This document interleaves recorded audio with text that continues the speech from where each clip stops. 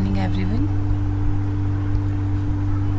Good morning again. Now we are going to continue with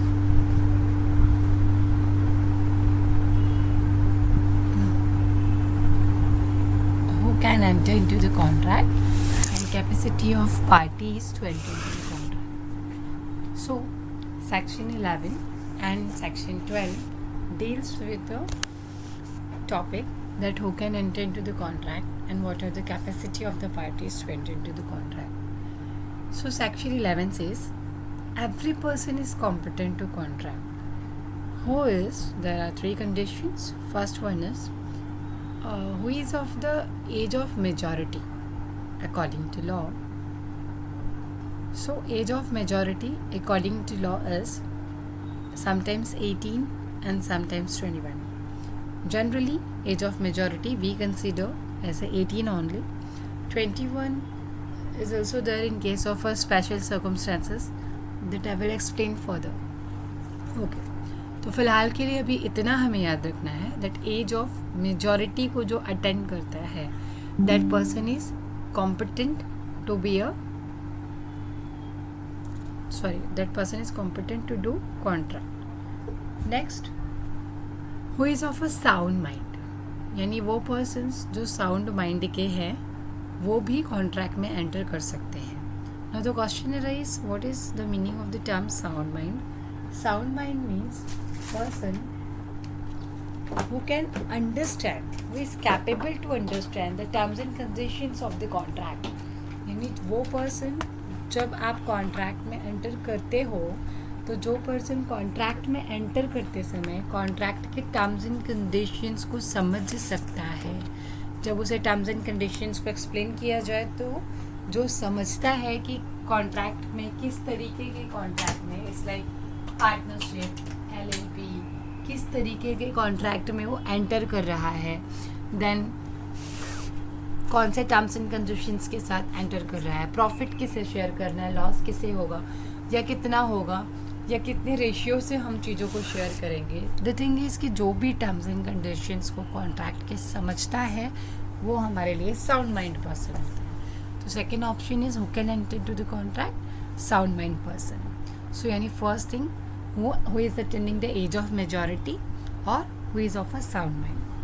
Third condition is who is not disqualified from contracting by the law. Sometimes it happens कि अगर आपने किसी भी तरीके की कोई cheating की है फाइनेंशियली किसी कंपनी में, आपके ऊपर ऐसा कोई केस वगैरह पेंडिंग है, तो फिर कोर्ट हमको ऑर्डर देती है कि भाई now you are disqualified from contracting, तो आगे से आप इस तरीके के किसी भी कॉन्ट्रैक्ट में एंटर नहीं करेंगे.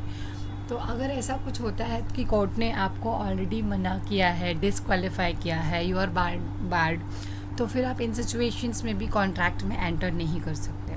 तो नॉट डिस्क्वालीफाइड बाय लॉ होना चाहिए, मतलब लॉ ने आपको डिस्क्वालीफाई ना किया हो कॉन्ट्रैक्ट में एंटर करने से.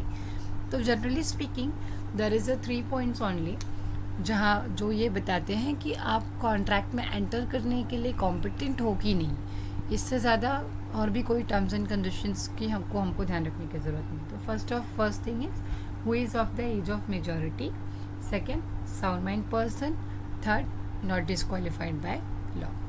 तो ये 3 कंडीशंस को वेरीफाई करने के बाद हम कंफर्मेशन दे सकते हैं कि आप कॉम्पिटेंट पर्सन हो to enter into the contract. There are some disqualifications also, जैसे कि disqualification by infancy, that is अगर आप माइनर हो तो फिर you are disqualified as a minor. और अगर आप डिस्क्वालिफाइड बाय इंसैनिटी भी है, दैट इज़ अनसाउंड माइंड की वजह से भी डिस्क्वालिफाइड किए जा सकते हो, माइनॉरिटी की वजह से डिस्क्वालिफाई किए जा सकते हो, प्लस इंसॉल्वेंसी की वजह से भी हम डिस्क्वालीफाई किए जा सकते हैं to be a member of a contract. Now insolvent मतलब इट्स लाइक बैंकरप्ट, दिवालिया, कंगाल. यानी जब हम कंगाल हो जाते हैं, कुछ हमारे पास एक भी पैसा नहीं है, इट्स लाइक आप अपने डेट को पे नहीं कर सकते हो, you are bankrupt person, insolvent person.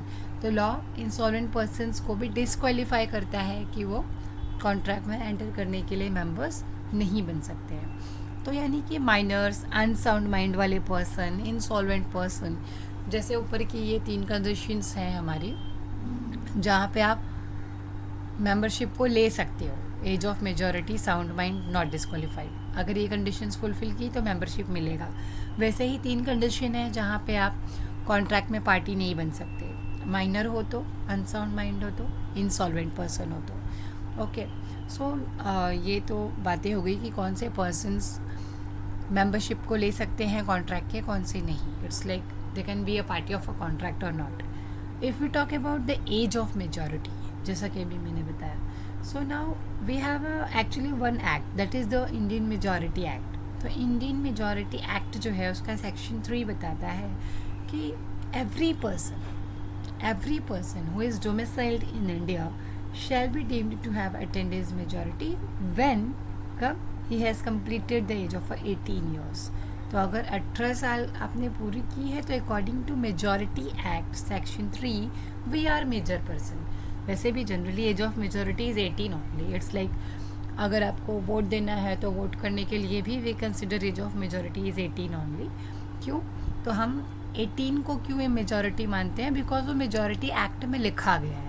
So Indian majority act के सेक्शन 3 में मेंशन किया है कि एज ऑफ मेजॉरिटी क्या होगी। तो it's mention over that attending the age of 18 is consider age a majority age, not before that. However in case of a property, कब होता है? In case of a property it's like minor, जिसके persons और property मतलब जिसके mother father नहीं है, या अगर किसी माइनर को प्रॉपर्टी होल्ड करनी है, तो अगर प्रॉपर्टी होल्ड करनी है तो उसके लिए एज ऑफ मेजॉरिटी इज़ 21 है, in case of property only. Otherwise it's 18 only. अगर किसी के गार्जियंस नहीं हैं तो कोर्ट ने अगर उनके लिए गार्जियंस को अपॉइंट किया है, इन दैट केस ऑल्सो उस माइनर की देखरेख कोर्ट के गार्जियंस को करनी है, और जब वो माइनर 21 ईयर्स का हो जाएगा तब उसे उसकी प्रॉपर्टी को हैंड ओवर कर दिया जाएगा। That is guardian appointed by the court. तो in that situation also age of majority is 21। Simply property के केस में age of majority is 21, otherwise age of majority is 18 only. 21 is also if you don't have guardian और guardian has been appointed by the court, then only. तो जो court of wards appoint होगा वो आपकी property की तब तक देखरेख करेगा जब तक जो माइनर पर्सन है वो मेजर नहीं हो जाता है। तो ये सारी चीज़ें हमारे एज ऑफ मेजॉरिटी से रिलेटेड टॉपिक था। Now come to the minors agreement. Minors के एग्रीमेंट को देखते हैं कि माइनर्स का जो एग्रीमेंट है वो कैसे काम करता है और माइनर्स के एग्रीमेंट में क्या क्या होता है। तो generally minor persons they are not competent to contract, वो कॉन्ट्रैक्ट नहीं कर सकते because contract by minors is void ab initio। void ab initio means it is from the beginning only, it does not have any legal existence or any legal weightage। क्योंकि minor का जो contract है वो competent होता ही नहीं है, minor person ही नहीं है कॉम्पिटेंट कॉन्ट्रैक्ट को करने के लिए। Minor here the term means जो 18 ईयर्स से बिलो आएंगे, यानी कि जो 18 साल से छोटा है वो माइनर है, और आप माइनर हो तो कॉन्ट्रैक्ट नहीं कर सकते। बट क्यों? Simple line and basic principle is because contract by minor is void ab initio। There was one case that is Mohori Bibi versus Dharmodas Ghosh. इस केस में क्या हुआ था, एक माइनर चाइल्ड था और उसने मॉर्गेज कर दिया 20,000 रुपये का। मॉर्गेज करने के बाद 8,000 रुपये बच्चे ने जहाँ मॉर्गेज किया था वहाँ से अमाउंट रिसीव कर लिया। अमाउंट रिसीव करने के बाद 8,000 रुपये, 20,000 का मॉर्गेज किया था लेकिन पैसे पूरे नहीं लिए थे, 20,000 में से 8,000 रुपये ही लिया था माइनर ने। उसके बाद माइनर ने 8,000 लिया भी था, बाद में कोर्ट में केस भी कर दिया कि मेरे इस मॉर्गेज को, जो मैंने मॉर्गेज किया है, इसे सेटिसाइड कर दिया जाए। Set aside means to end with, इसे फिनिश कर दिया जाए, इसे ख़त्म कर दिया जाए इस केस को, मॉर्गेज डीड को। तो फिर जिसने मनी दिया था, that is the money lender जो था, उसने कहा कि भाई आप पहले मेरे 8,000 वापस तो दो। मतलब आपने मेरे पास जब प्रॉपर्टी मॉर्गेज की थी तो 20,000 बनता था आपका, तो 8,000 आप लेके गए थे, तो 8,000 जो आप लेके गए थे वो मुझे दे तो दो, फिर अपनी प्रॉपर्टी लेके जाओ, मॉर्गेज डीड सेटिसाइड कर दो। But the court held that कि माइनर ने जो 8,000 रुपये लिया है वो तो वो लौटाएगा नहीं बिकॉज ही इज़ माइनर, और माइनर तो कॉन्ट्रैक्ट में एंटर कर ही नहीं सकता। तो फिर आप माइनर के साथ कॉन्ट्रैक्ट कैसे कर सकते हो? और जब माइनर्स कॉन्ट्रैक्ट करने के लिए कैपेबल ही नहीं होते, कॉम्पिटेंट ही नहीं होते हैं, तो फिर ये कॉन्ट्रैक्ट तो कॉन्ट्रैक्ट हुआ ही नहीं। बिकॉज ये जो मॉर्गेज डीड हुआ है, इस मॉर्गेज डीड में एक पार्टी हमारी माइनर है, और माइनर्स तो कॉन्ट्रैक्ट ही नहीं कर सकते। तो जब वो कॉन्ट्रैक्ट नहीं कर सकते तो फिर वो मॉर्गेज डीड कैसे साइन करेगा? और जब मॉर्गेज डीड साइन नहीं कर सकता तो मतलब ये जो पेपर बना है, दैट इज़ आपका जो मॉर्गेज डीड है, इस डीड की कोई वैलिडिटी नहीं है। तो इट मीन्स जो 8,000 रुपये मनी लैंडर ने माइनर को दिया था, वो पैसे भी गए और मॉर्गेज डीड तो कैंसिल हो गई, और जो भी प्रॉपर्टी माइनर ने मॉर्गेज किया था वो मॉर्गेज प्रॉपर्टी उसको रिटर्न कर दी गई।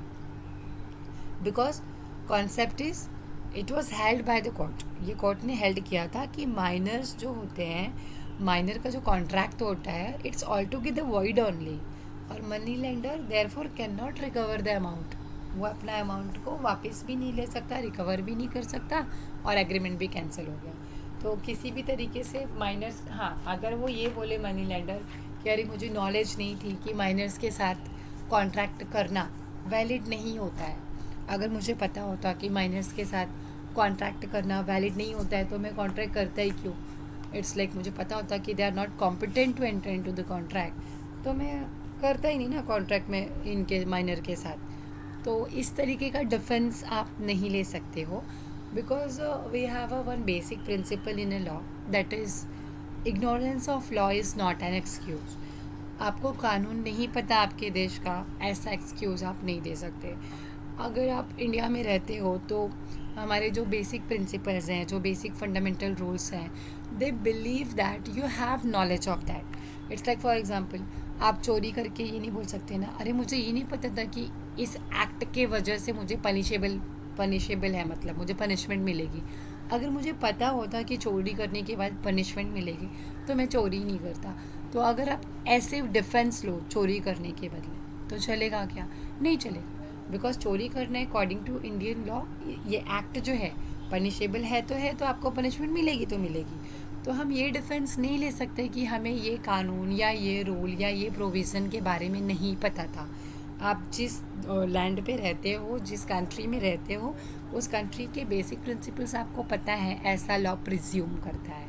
तो सेम थिंग यहाँ पे जो लैंड ओनर था, he was taking defence that अगर उसे पता होता तो वो माइनर के साथ एंटर ही नहीं करता ना कॉन्ट्रैक्ट में। तो फिर ये डिफेंस तो वैलिड नहीं है, because ignorance of law is not an excuse. तो ये कोई एक्सक्यूज़ नहीं है, तो डिफेंस भी वैलिड नहीं है। तो ultimately he lose the case, और जो माइनर था he win the case, because simple वो वन क्यों किया? सिंपल रीज़न, माइनर है, एंटर ही नहीं कर सकता, तो कॉन्ट्रैक्ट की कोई एग्जिस्टेंस ही नहीं है, तो कोई मतलब ही नहीं है। Okay, so this is minors के एग्रीमेंट से रिलेटेड कुछ कॉन्सेप्ट था।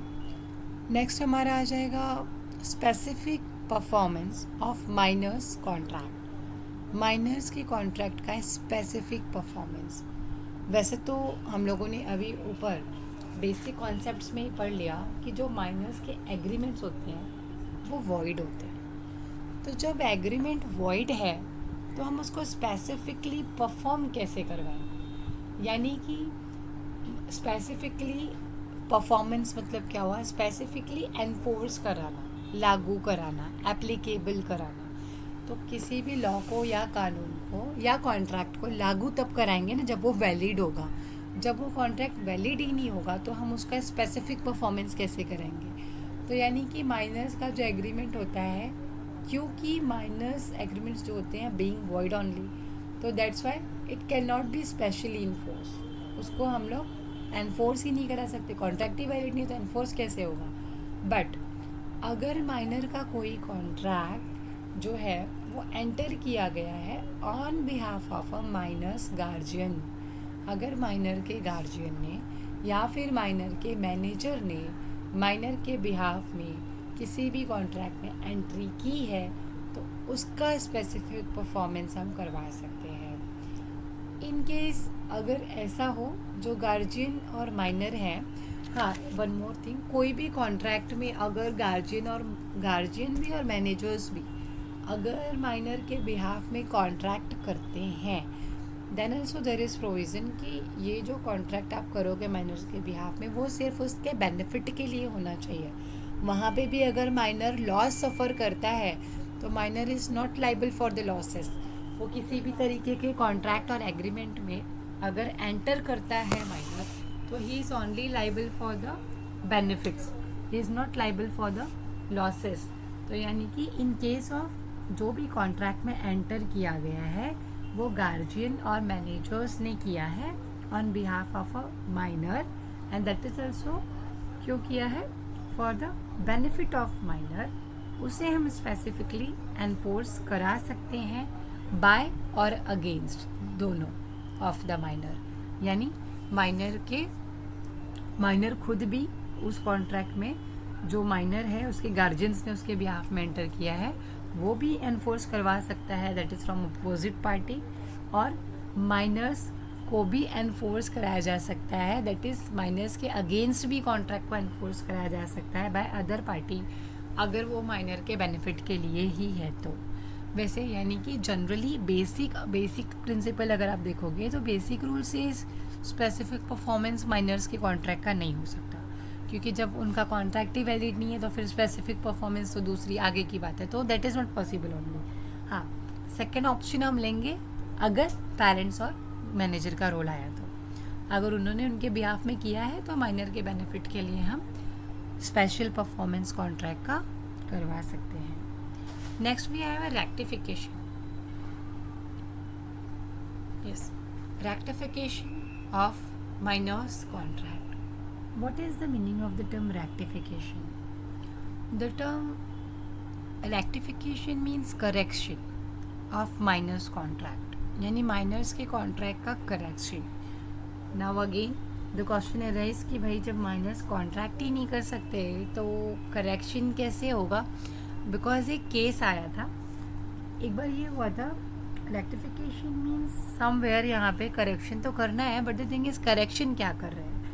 इट मीन्स जो माइनर ने पास्ट में कोई कॉन्ट्रैक्ट एंटर किया था, that is when he was minor, यानी अगर कोई चाइल्ड है जो कि 17 साल का है, इट मीन्स वो माइनर है अकॉर्डिंग टू मेजॉरिटी एक्ट। तो अगर कोई माइनर बच्चा कॉन्ट्रैक्ट में एंटर करता है और when he attends the age of majority, मतलब जब वो 18 साल का हो गया 1 साल के बाद या 2 साल के बाद, तब तक तो वो 19 का हो गया तो मतलब मेजर है ही, तो अगर उस टाइम पे वो अपने उस पुराने वाले कॉन्ट्रैक्ट को, जब वो माइनर था उसने कॉन्ट्रैक्ट में एंटर तब किया था, लेकिन जब वो मेजर हुआ तब जाके वो उस कॉन्ट्रैक्ट को रेक्टिफाई कर रहा है, दैट इज़ करेक्शन कर रहा है। मतलब कॉन्ट्रैक्ट में एंटर कब किया था, जब माइनर था, और उसे बाद में पता चला कि ये जो माइनर वाला कॉन्ट्रैक्ट था, ये जो मैंने एंटर किया है ये गलत हो गया, क्योंकि मैं माइनर हूँ तो मैं एंटर ही नहीं कर सकता। तो मेजॉरिटी अटेंड करने के बाद उसने उस गलती को सुधारने की कोशिश की, दैट इज़ रेक्टिफिकेशन किया अपने माइनर वाले कॉन्ट्रैक्ट में। तो क्या ये पॉसिबल है कि जो कॉन्ट्रैक्ट जब आप माइनर थे तब एंटर किया था आपने, क्या आप उसका रेक्टिफिकेशन मेजॉरिटी अटेंड करने के बाद कर सकते हो? मेजॉरिटी अटेंड करने के it means after may be आप 8-9 साल के थे, माइनर थे, 10 साल के थे तभी कॉन्ट्रैक्ट में एंटर किया था, 18 साल 19 साल के होने के बाद, 8-10 साल के बाद क्या हम कॉन्ट्रैक्ट्स में रेक्टिफिकेशन कर सकते हैं? 8-10 साल नहीं, 1 साल का ही डिफरेंस ले लो। क्वेश्चन इज़ क्या माइनर ने जिस कॉन्ट्रैक्ट में एज अ माइनर एंटर किया था उसी कॉन्ट्रैक्ट को वो मेजॉरिटी अटेंड करने के बाद भी करेक्शन कर सकता है? तो रेक्टिफिकेशन का rule says no, you can not rectify it. आप मेजर होने के बाद से आप न्यू कॉन्ट्रैक्ट कर सकते हो, या मेजर बनने के बाद आप जो भी कॉन्ट्रैक्ट्स को एंटर करोगे वो आपके एज ए मेजॉरिटी की एज से ही काउंट किया जाएगा। माइनर जब आप थे उस टाइम पे कोई कॉन्ट्रैक्ट किया था तो उसे मेजर होने पे आप अप्रूवल या रेक्टिफिकेशन नहीं दे सकते, बिकॉज जब आप माइनर थे उस वक्त आपने जो कॉन्ट्रैक्ट किया था वो तो कॉन्ट्रैक्ट ही नहीं था ना, बिकॉज माइनर्स तो कॉन्ट्रैक्ट में एंटर ही नहीं कर सकते, they are not capable person only. तो जो कॉन्ट्रैक्ट था ही नहीं उसे मेजॉरिटी अटेंड करने पे रेक्टिफिकेशन भी नहीं कर सकते हैं। तो ये रेक्टिफिकेशन का रूल है। Rectification means consenting to the past contract, past वाले कॉन्ट्रैक्ट को फ्यूचर में आके कंसेंट देना ड्यूरिंग मेजॉरिटी, जब मेजॉरिटी अटेंड कर लिया है तो। लेकिन यहाँ पे क्या है, सिंस जो है माइनर्स का जो कॉन्ट्रैक्ट होता है it is only void, so there can be no question of to rectify it, question ही नहीं आता रेक्टिफिकेशन का. That's why rectification is not allowed in minors contract. Minors का कॉन्ट्रैक्ट है तो रेक्टिफिकेशन नहीं होगा. Yes. Next is false representation by the minor. It includes law of estoppel also. If we talk about the false representation by the minor, तो जो miners होते हैं अगर वो फॉल्स रिप्रेजेंट करें तो फिर क्या होगा. इट्स लाइक जो माइनर है एक्चुअली प्रैक्टिकली स्पीकिंग तो minor can not be stopped by false representation. क्यों? बिकॉज ये रूल ऑफ स्टॉपल की वजह से. एक एग्जांपल देती हूँ. अगर कोई minor, there is a minor child who falsely represent himself to be a major. वो खुद को दुकान वाले के पास गया और बोला ये घड़ी है ना भैया, मेरी है, आप इसे गिरवी रख लीजिए.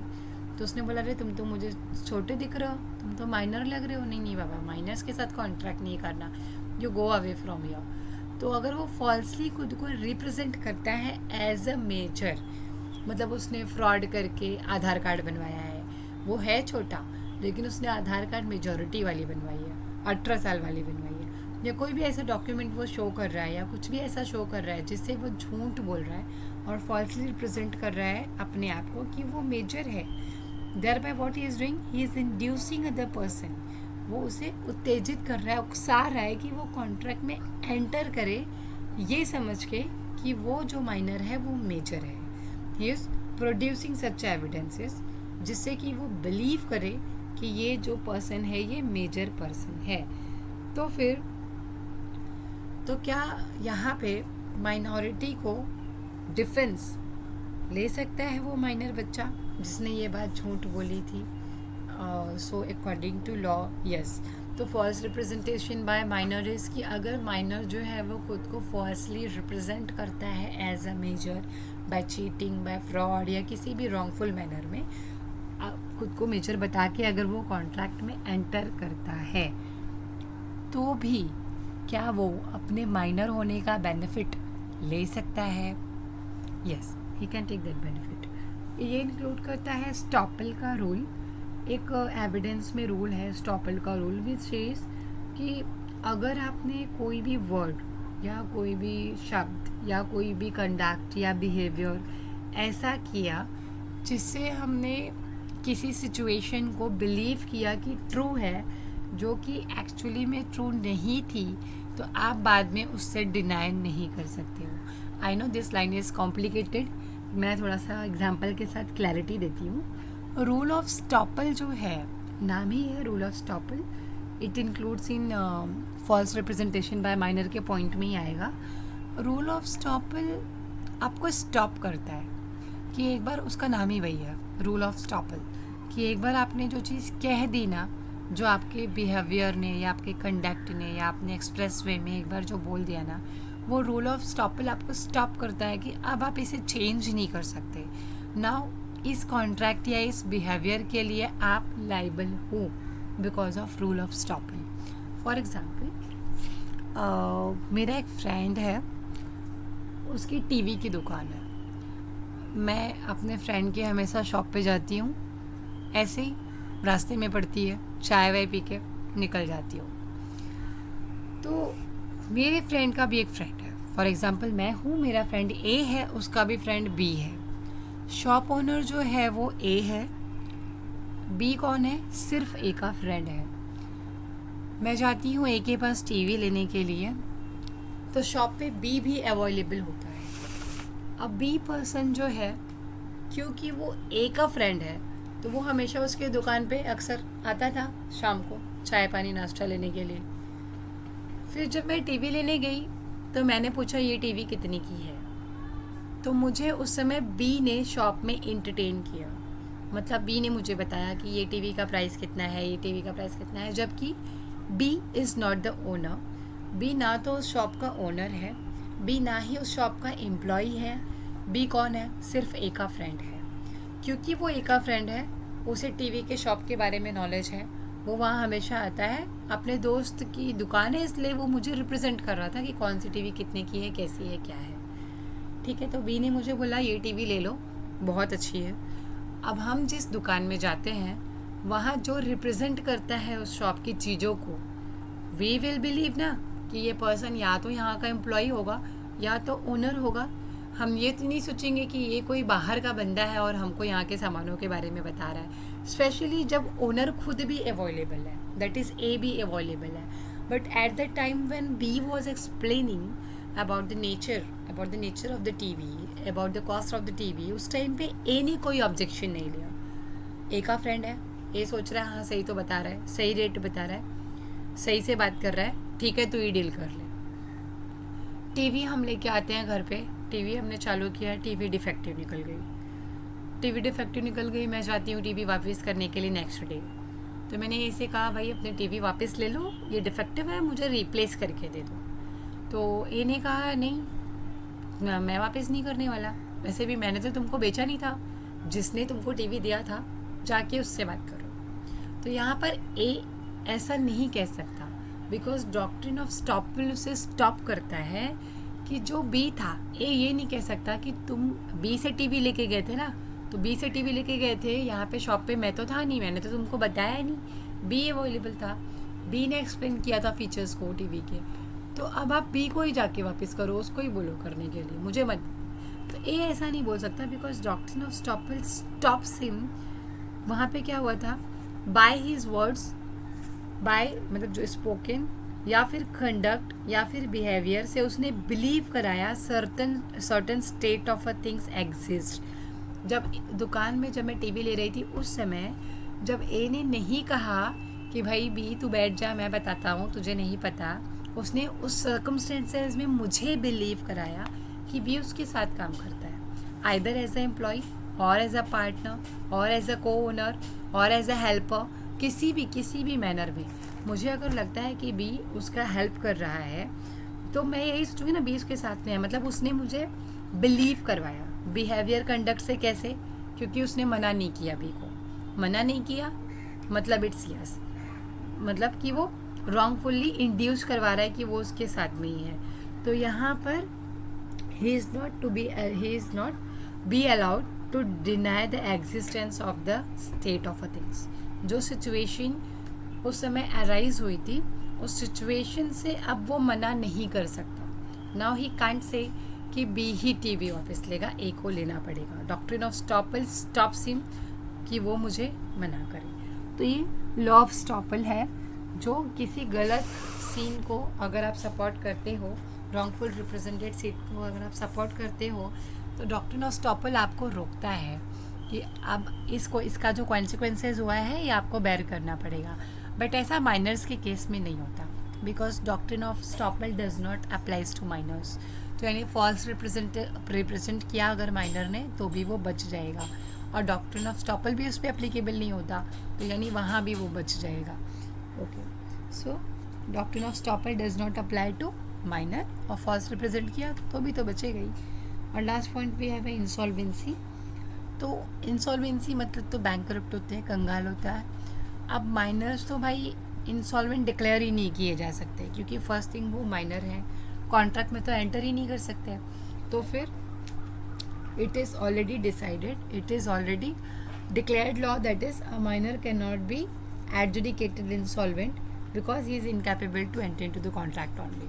तो जो कॉन्ट्रैक्ट ही नहीं कर सकता उसके कंगाल आने की बात ही ख़त्म हो गई। प्लस वो माइनर भी है, मेजर भी तो नहीं है कि कमा रहा है या बहुत सारे कॉन्ट्रैक्ट्स में काम कर रहा होगा, या कहीं ना कहीं कॉन्ट्रैक्ट बेसिस पे या कॉन्ट्रैक्ट करके। देखो आप बाहर कहीं भी जॉब या काम करने जाओगे तो of course we are going to enter into some contract. तो जब कॉन्ट्रैक्ट में एंटर करोगे तभी पैसे आएंगे, तभी सॉल्वेंसी इंसॉल्वेंसी की बात आती है। जब आप कॉन्ट्रैक्ट में एंटर ही नहीं कर सकते तो बात तो वहीं ख़त्म हो गई। तो इट इज़ डिसाइडेड दैट कि minors can not be adjudicated as a insolvent. Minors को इंसॉल्वेंट डिक्लेयर नहीं किया जा सकता, it is declared law, it is already declared law. तो इसमें कोई ऑप्शन नहीं है हमारे पास।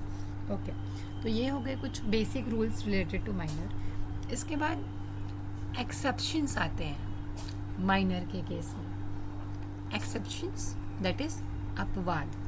देर आर सम सिचुएशंस जहाँ पे माइनर्स जो होते हैं वो अपने पेरेंट्स या फिर अपने गार्जियन के थ्रू कॉन्ट्रैक्ट में एंटर भी करते हैं, तो उन सिचुएशंस को हमने एक्सेप्शंस में डाल दिया। वाई? बिकॉज बेसिक प्रिंसिपल्स और रूल्स तो पहले ही बोलते हैं ना बाबा कि माइनर तो कॉन्ट्रैक्ट में एंटर ही नहीं कर सकता। तो जब आप माइनर कॉन्ट्रैक्ट में एंटर ही नहीं कर सकता तो फिर वो तो बेसिक रूल्स है। जहाँ पे वो कॉन्ट्रैक्ट में एंटर कर रहा है वो उस रूल का एक्सेप्शन हो जाएगा। तो फर्स्ट है exception is contract of agency. What is contract of agency? तो यानी कि जो माइनर है वो कॉन्ट्रैक्ट ऑफ एजेंसी में पार्टी बन सकता है। Minor can act as a agent, he can bind himself by his principal but he is not liable for the principals acts. यानी कि माइनर जो है वो एजेंट बन सकता है और अपने प्रिंसिपल को अपने एजेंसी के एक्ट से बाइंड भी कर सकता है, बट वो खुद लाइबल नहीं होगा अपने प्रिंसिपल के एक्ट्स के लिए। व्हाट इसमें एक ये कॉन्ट्रैक्ट ऑफ एजेंसी है जो हमने इंट्रोडक्शन के टाइम पे स्पेशल कॉन्ट्रैक्ट्स एक टॉपिक था ना, मैंने बताया था कि we have some sections deals with a special contract, उसमें आता है contract of agency, contract of bailment. तो वहाँ पे बताया गया है कि अगर कोई प्रिंसिपल है, दैट इज़ कोई सर है, कोई ओनर है जिसके अंडर में आप काम करते हो, तो जो आपका मालिक है वो आपका प्रिंसिपल है, जिसके लिए आप काम करते हो तो आप उसके एजेंट हो। तो जब आप अपने प्रिंसिपल दैट इज़ मालिक के बिहाफ में कोई काम करोगे तो हम अपने मालिक को रिप्रेजेंट करते हैं ना। अब जैसे कि फॉर एग्ज़ाम्पल कोई हार फूल वाले की दुकान ले लो, माइनर है तो वैसा एग्ज़ाम्पल लिया है। कोई फूल की दुकान है जहाँ पे माइनर काम करता है, तो अगर उस फूल की दुकान पर जो ओनर है वो कौन है? प्रिंसिपल है, और जो माइनर उस शॉप पे काम कर रहा है वो उसका एजेंट है। तो लॉ सेज कि minor can act as a agent, यानी वो उसका एजेंट बन सकता है उस दुकान वाले के बिहाफ में। वो माइनर घर पे, लोगों के घर पे फूल, हार, मालाएं जो भी चाहिए वो पहुंचा के आ सकता है as a agent of a so and so owner. He can bind his principal by his act, अपने एक्ट से वो अपने प्रिंसिपल को बाइंड भी कर सकता है। मतलब अगर उस माइनर ने भी कहीं कहा था कि हाँ भाई कल मैं आपको हार ला के दे दूँगा, और उसने हार वहाँ पे नहीं पहुँचाया या फूल हार उसने वहाँ पे नहीं पहुँचाया, तो फिर प्रिंसिपल की भी जिम्मेदारी है, क्योंकि प्रिंसिपल जो है वो अपने एजेंट के एक्ट के लिए लाइबल होता है। तो एजेंट माइनर है तो क्या हुआ? क्योंकि माइनर एजेंट बन सकता है, इसीलिए उसके कामों की जिम्मेदारी किसके ऊपर जाएगी?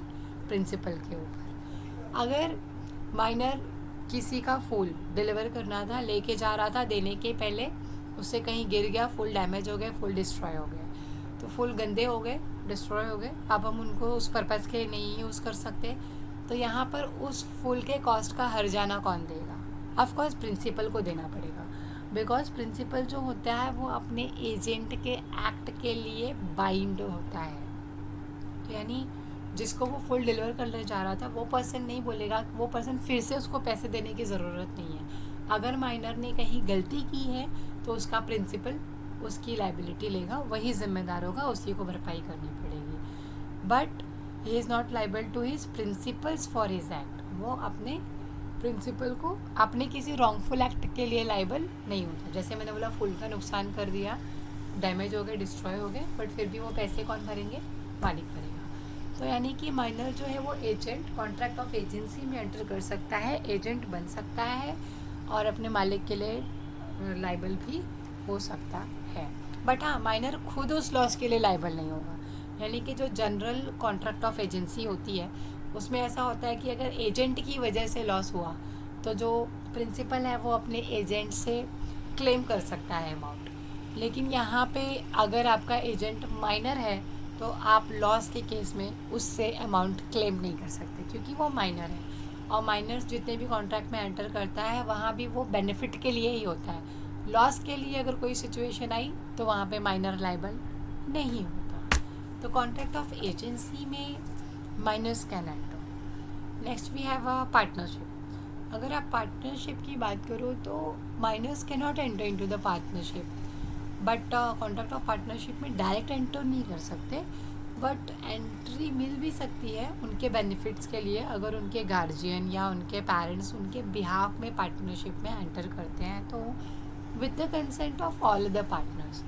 इट्स लाइक पार्टनरशिप में जितने भी पार्टनर्स हैं, अगर सारे पार्टनर्स कंसेंट देते हैं तो एक माइनर पार्टनर भी हो सकता है with the ownership of, sorry, with the not ownership, with the permission of, अगर कोई गार्जियन या कोई पेरेंट्स रेडी हैं तो with the consent of guardian and ये पेरेंट्स वो इस काम को कर सकता है, और बेसिक नेसेसिटीज़ और बेनिफिट्स के लिए हम उसको पार्टनरशिप में ले सकते हैं। तो these are the 3 exceptional situations जहाँ पे माइनर्स लाइबल हो रहे हैं, कॉन्ट्रैक्ट में जा रहे हैं, जैसे कि agency, partnership, quasi contract. Quasi contract में क्या है, इफ़ एनी पर्सन, मैंने लास्ट टाइम भी बताया था कि अगर कोई पर्सन किसी को बेसिक नेसेसिटीज़ को सप्लाई करता है, तो अगर हम किसी को बेसिक नेसेसिटीज़ को सप्लाई करते हैं, किसी माइनर को या फिर किसी माइनर के डिपेंडेंट्स को, दैट इज़ उस माइनर पे कोई डिपेंडेंट पर्सन था, उसको अगर हम बेसिक नेसेसिटीज़ देते हैं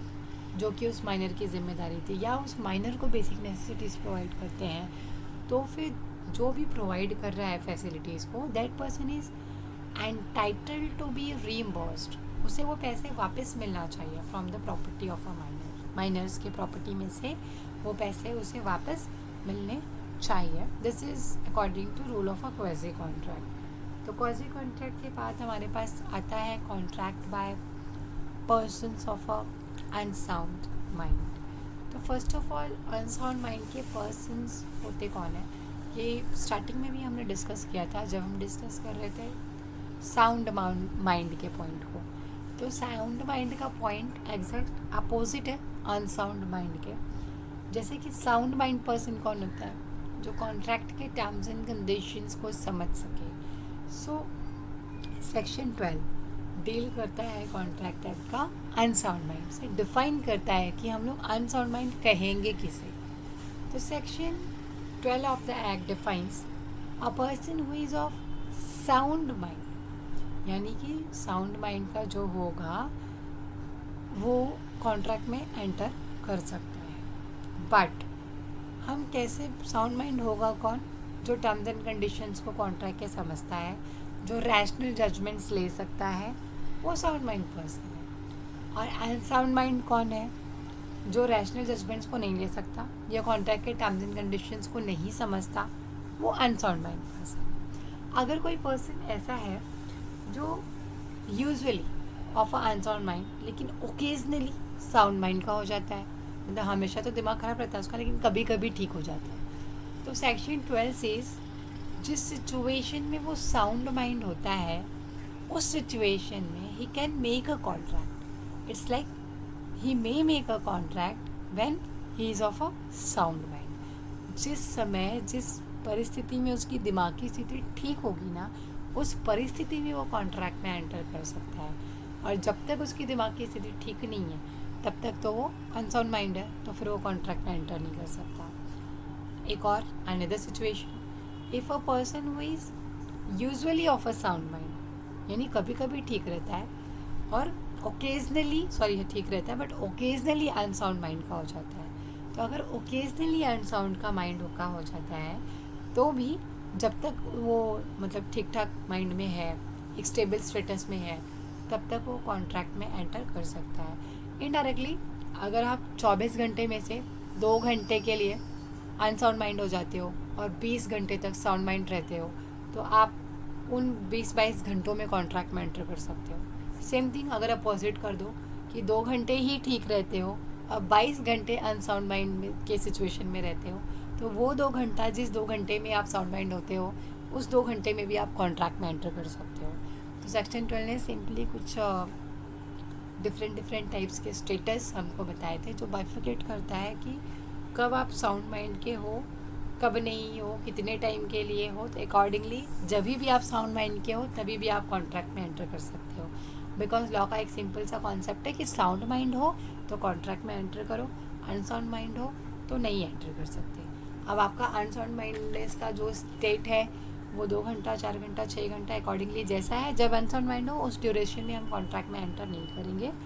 और साउंड माइंड की कंडीशंस एग्री कब की जाएंगी, जब आप कॉन्ट्रैक्ट के टर्म्स एंड कंडीशंस को अंडरस्टैंड कर सकते हो, समझ सकते हो, रैशनल जजमेंट ले सकते हो, उस पर क्वेश्चंस कर सकते हो, सजेशंस दे सकते हो, तो हम कंसिडर करेंगे कि आप साउंड माइंड। इसके साथ साथ साउंड माइंड के कॉन्सेप्ट में इंक्लूड होता है एक पर्सन, दैट इज़ एक और कॉन्सेप्ट है कॉन्ट्रैक्ट का, जैसे माइनर है, जैसे अनसाउंड माइंड है या साउंड माइंड पर्सन्स हैं, वैसे एक होता है pardanashin women, that is contract by pardanashin women.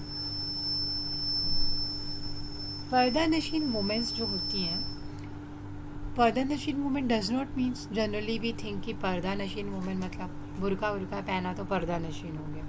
No, pardanashin lady is a lady who is separated from the society, that is also due to the custom or usages which we practice in the society or in a community। तो नहीं, पर्दा नशीन women मतलब वो women है जो separate कर दी गई है सोसाइटी से ड्यू टू द कस्टम। आज भी हमारे इंडिया में बहुत सारे एरिया में, बहुत सारे सिटीज़ एरिया को छोड़ दो, आप मुंबई दिल्ली वगैरह अगर छोड़ दो, तो आप थोड़ा सा भी गांव एरिया में जाओ तो अभी भी हम देखते हैं कि वुमेन्स घूंघट लेती हैं, साड़ी ही वेयर करती हैं, ज़ोर से नहीं बोलती, ज़्यादा बाहर नहीं जाती, प्रॉपर्टी होल्ड नहीं करती, जॉब नहीं करती, ज़्यादा एजुकेशन नहीं लेती, क्योंकि एक माइंडसेट है कि क्या करना है फ्यूचर में, हाउसवाइफ बनना है तो भाई घर के काम सीखो, स्कूल और कॉलेज उतना काम नहीं आने वाला। There are various villages, various peoples in India जो इस मैंटेलिटी को रखते हैं, specially as I said city areas को छोड़ दो, आप मुंबई दिल्ली को छोड़ दो, अगर we have a few cities only in India, कुछ सिटीज़ को आप छोड़ के गांव खेड़े में जाओ तो अभी भी आपको ये चीज़ें देखने मिलेंगी जहाँ पे लोग एजुकेशन वगैरह को इतना इम्पॉर्टेंट नहीं देते। तो पर्दा नशीन वुमेन वो है जिसको सोसाइटी से सेपरेट कर दिया गया है because of custom and culture, कि भाई आपको तो अंदर ही रहना है, she is not allowed to mix freely in the society, आपको बाहर आके लोगों से बात नहीं करना है।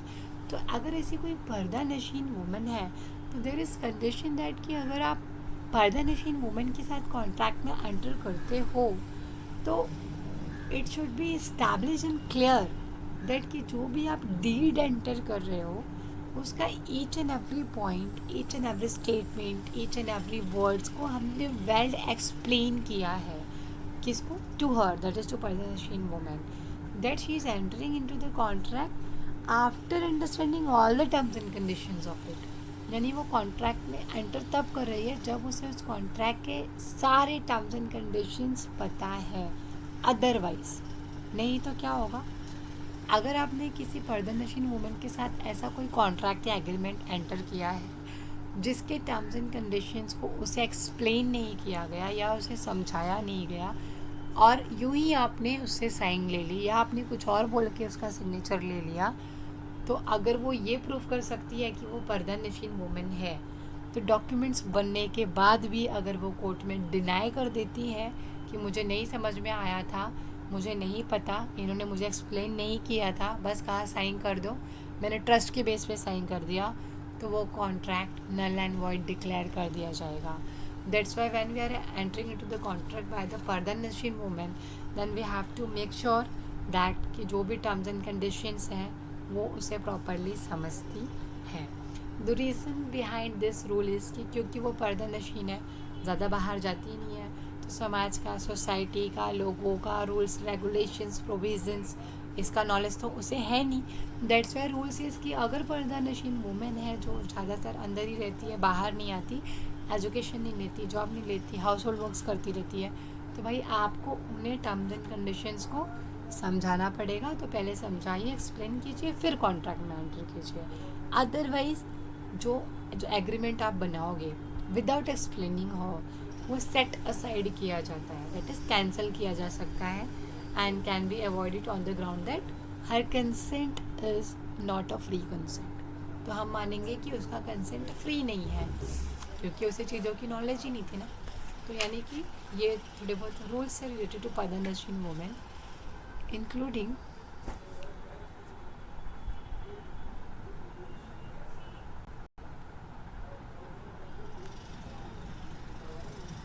wait for a minute.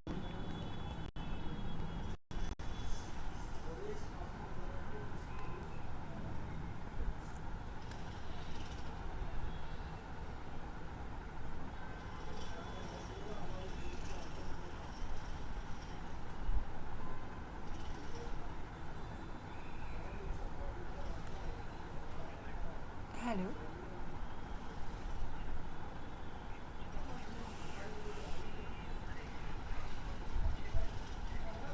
Sir 1 minute रुके, मैं ऑनलाइन लेक्चर चालू कर रहा हूँ, मैं देखिए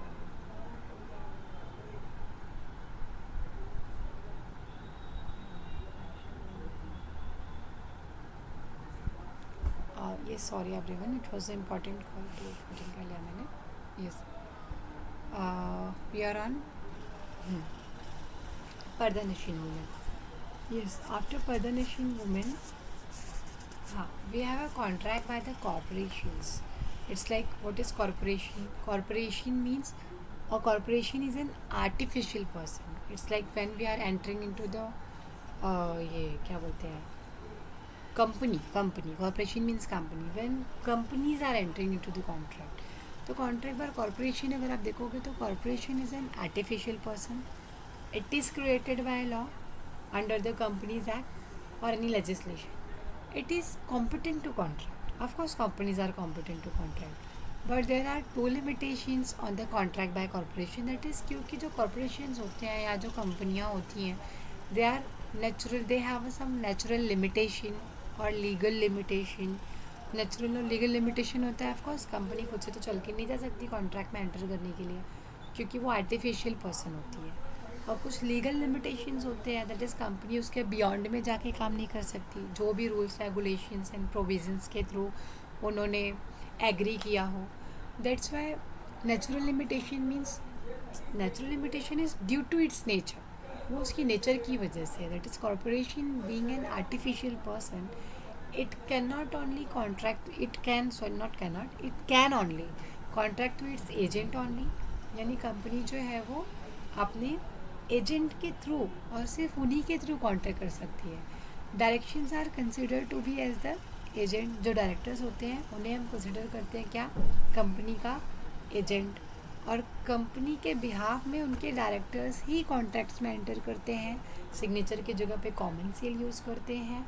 और इसीलिए ये कंपनी की नेचुरल लिमिटेशन होती है कि वो कॉन्ट्रैक्ट में एंटर करते समय खुद से एंटर नहीं कर सकते. उनके बिहाफ में नेचुरल लिमिटेशन, कोई डायरेक्टर या कोई पर्सन आएगा जो कंपनी को रिप्रेजेंट करेगा, वही कॉमन सील लगाएगा और सिग्नेचर भी करेगा. Legal limitations are also there. It's like company के 2 डॉक्यूमेंट्स होते हैं, that is article of association and memorandum of association. तो when we talk about article and association, memorandum of association, तो company किसी भी कॉन्ट्रैक्ट को अपने, जो भी कंपनी का memorandum and article of association है, उसमें जो भी पावर्स कंपनी को दिए गए हैं, कंपनी उसके बियॉन्ड जाके किसी भी पावर को यूज़ नहीं कर सकती. मतलब अगर कंपनी के मेमोरेंडम ऑफ एसोसिएशन में लिखा हुआ है कि हमारी कंपनी दूसरी किसी कंपनी से डील करेगी कि तो 5 लाख तक के ट्रांजैक्शन से डील कर सकती है, नॉट मोर देन दैट. तो हमारी कंपनी किसी भी दूसरी कंपनी से 5 लाख रुपीज़ से ज़्यादा का डील नहीं करेगी. Otherwise we are going to consider it as a ultra vires, and that act of the director will be considered as a void in nature. मतलब जिसकी कोई लीगल एग्जिस्टेंस या लीगल वैलिडिटी नहीं है. तो natural limitations and legal limitations के साथ company भी कॉन्ट्रैक्ट में एंटर कर सकती है. कॉन्ट्रैक्ट में इंसॉल्वेंट पर्सनस अगर हम बात करें, तो एन इंसॉल्वेंट और बैंकरप्ट पर्सनस जो होते हैं, of course they are disqualified from contracting. ये तो स्टार्टिंग में भी हमने अभी यहाँ पे देखा इंसॉल्वेंसी के पॉइंट में कि अगर माइनर जो है वो इंसॉल्वेंट है, बैंकरप्ट है, तो he is disqualified from the contracting. तो ड्यू टू हिज इंसॉल्वेंसी जितने भी असेट्स वगैरह थे ऑफिशियल असाइनी के हाथ में चले जाएंगे. वो is appointed by the court in case of a company insolvent हो गई है. तो these are the some rules related to who are the person to capable to enter into the contract और नॉट. तो अगर हम एक थोड़ा सा ओवरव्यू ले लेते हैं इसका, because this topic ends here.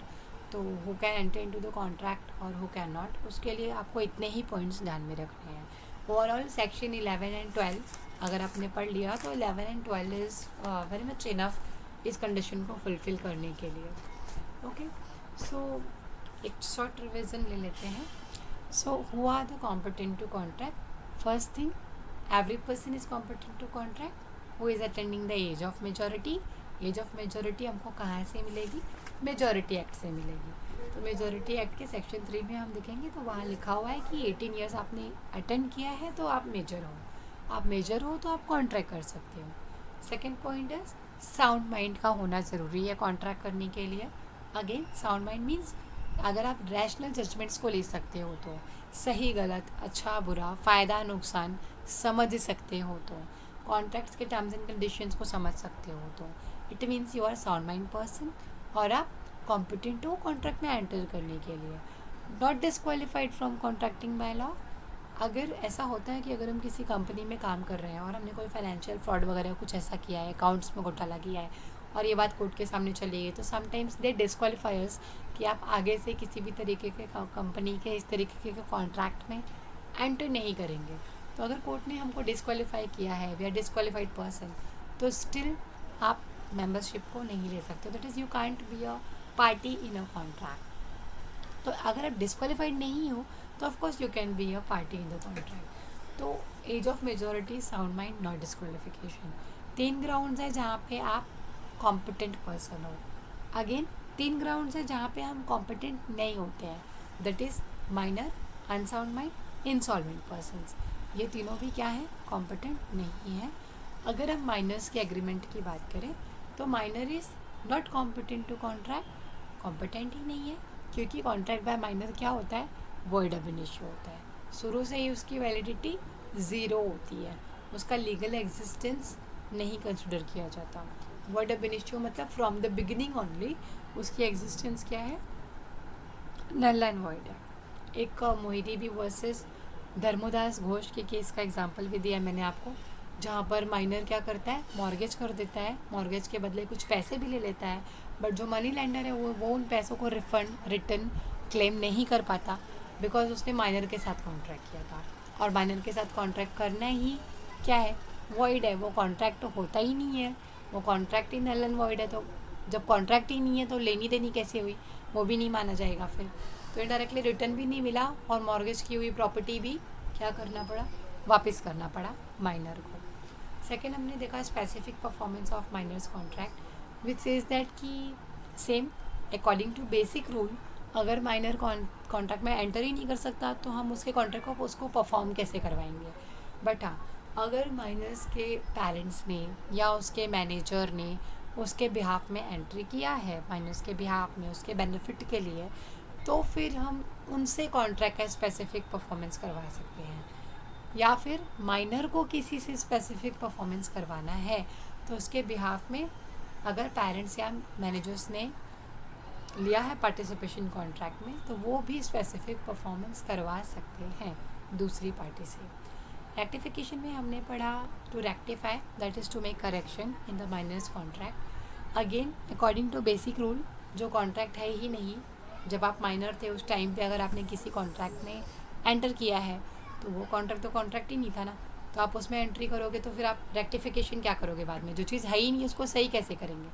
तो according to basic rule rectification is not allowed in minors contract. हाँ, आप नोवेशन कर सकते हो, दैट इज़ आप मेजर होने के बाद न्यू कॉन्ट्रैक्ट्स को इंट्रोड्यूस कर सकते हो, न्यू कॉन्ट्रैक्ट बना सकते हो, बट रेक्टिफिकेशन तो भाई पॉसिबल ही नहीं है।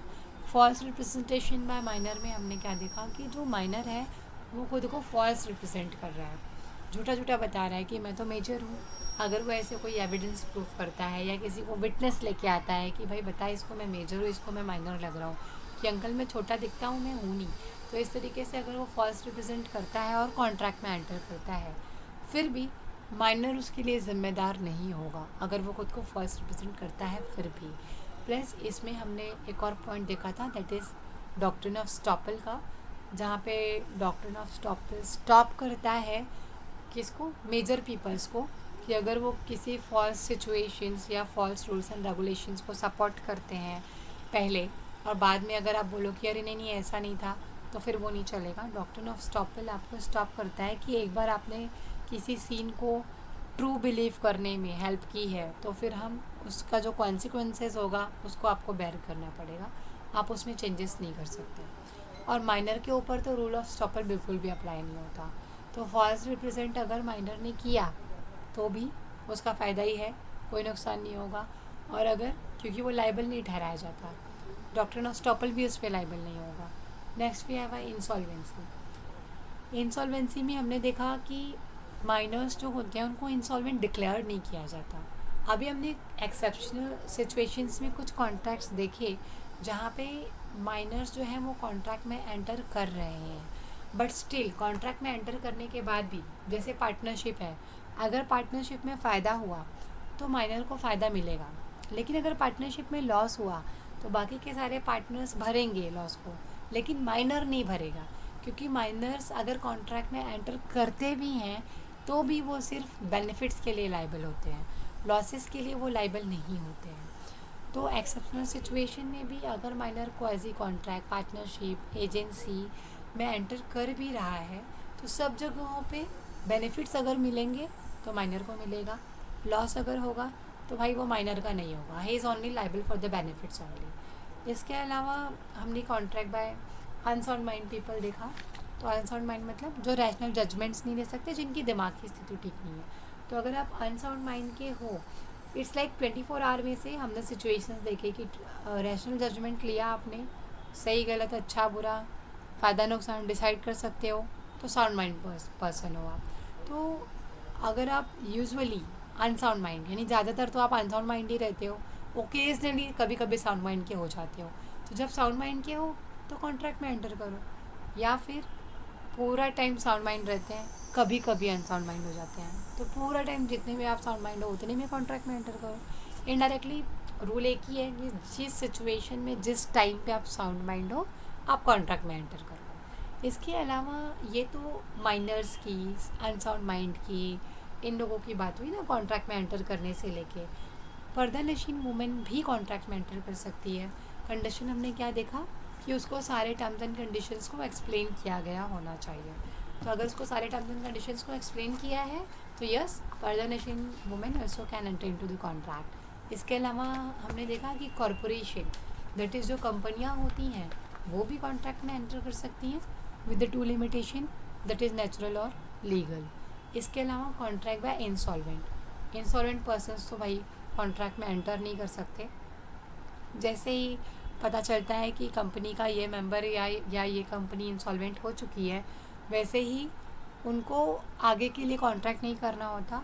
कोर्ट क्या करती है, जब कंपनी इंसॉल्वेंट, कंपनी के जो डायरेक्टर्स हैं वो इंसॉल्वेंट हो जाते हैं, कंपनी बैंकरप्ट हो जाती है, तो हम कंपनी के लिक्विडेशन के लिए कोर्ट में जाते हैं। तो कोर्ट हमको लिक्विडेटर्स को अपॉइंट करके देती है, जो आपका आगे का प्रोसीजर करेगी और आपकी कंपनी को बंद करके जितने भी असेट्स वगैरह अवेलेबल हैं वो कहाँ क्या जाएगा, रिसीवर अपॉइंट करेगी, वो देख लेगा।